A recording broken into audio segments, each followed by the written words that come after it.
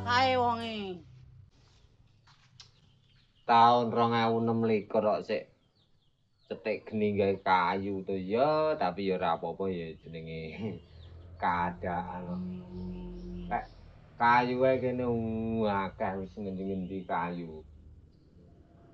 Oh, lah untuk tak golek wingi bae nasang ning kene iki ora dibalekne. Duh, lah kae sebalik nyapo ya nang nyusul rene kae. Beh nyapo nyusul barang iki. Tak sup ora gelem. Ya gelem, nyawut disusul bojone ora gelem ora lho kan ya ado. Kayak kowe mlaku yuk ngono lho kok ya nyusul barang. Yo kek balik, kek rambimu wis salin sing nyalini sapa? Apa salin dhewe mau kok. Yo. Iya, Kong, aku adus dhewe, salin dhewe. Aku wis pinter. Ya beneran balik wis pinter yo balik rono, balik kek masak. Kok nyusul rene barang dadakan. Awas, yo. Pican kuwi tiba engko. Untung ning dalan ra njlungup mau. Ya, iso nggo iki ora? Rasa wis tak gone yo. Abot wong ya. Gek cetek geni e. Ngono ki rasa nyusul dhewe. Awake dhewe iki wong ora duwe dadi ya wis sing trimo, sing sabar ya. Mangan saeneke yo ngene iki yo wis alhamdulillah. Sak ngisore awake dhewe isih akeh, awake dhewe termasuk diluwahi keluhan kowe isih iso ambekan kira alhamdulillah. Timbangane sing ora iso ambekan wis terus kowe oncak ana brambang aku tak cetek geni. Kowe rono aku tak cetek geni kene. Lah aku ora mau terapi, Kong. Oh iya ya Bel.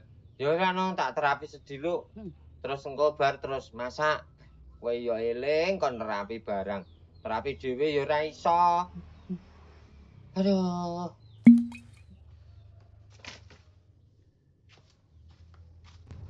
Yo, sandale cepet, yo. Ning kene rada tikae kena panas-panasan kono. Lah ora karo panas-panasan ndak terapi jenenge. Oh, sik. Oh. Siap, gerak. Hormat, gerak.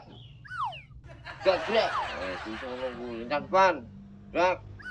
Oh, iya, lencang kanan. Oh, ya iso wes. Maju jalan. Nah, ya wes, engko tekan kono balikne gek leren ngono ya.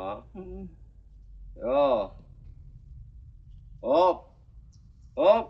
Terus atret. Tit.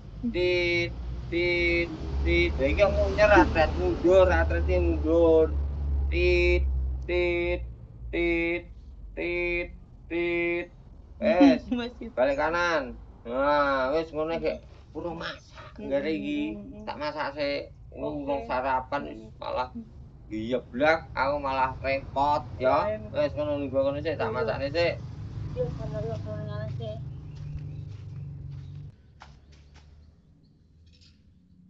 Ya, cetek geni.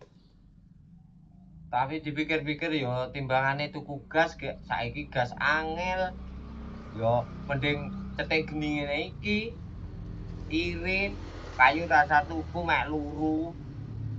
Tapi yo diguyu tanggane. Gerane sangit. Alah, ora apa-apa, sangit sepenting kan irit. Menghemat pengeluaran. Yuk, lah kok perot kabeh kaya sliramu ben. Delok to, lho kancing ngomong apane? Ya Allah. Aduh.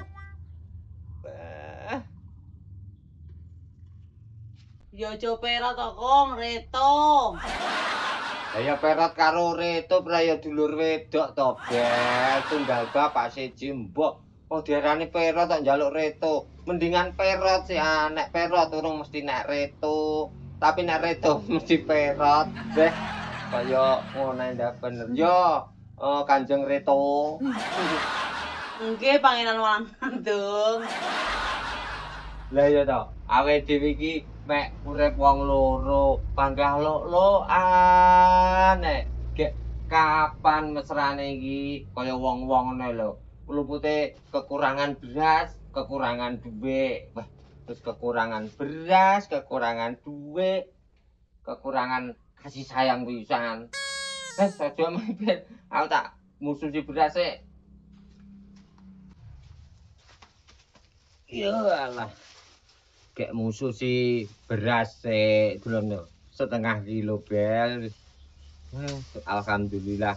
Yo perkara gase ora ndang iso nukokne ya cetik geni ae. Sik tak mususi sik. Pokok disyukuri wong sabar kuwi subur.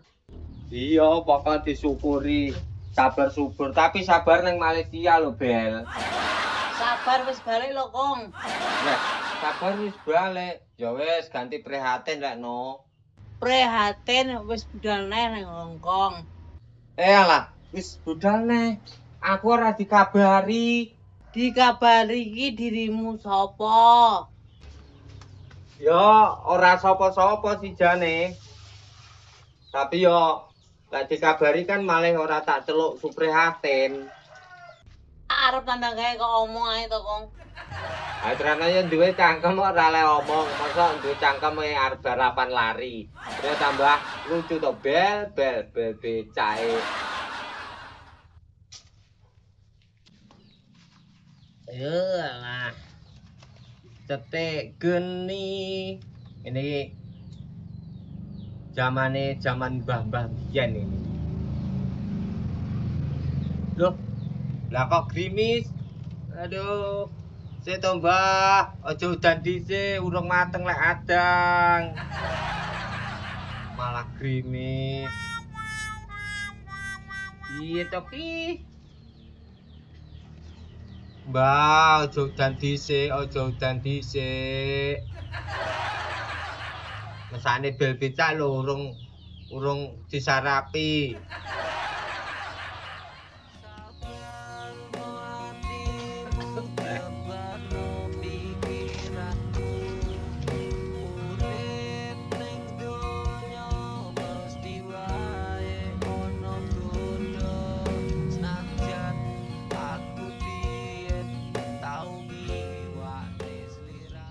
Ngene iki terus malih kelingan jaman biyen nalika ning gone mbahku cetik geni terus nggodhog telo melakno saiki rada dedhe.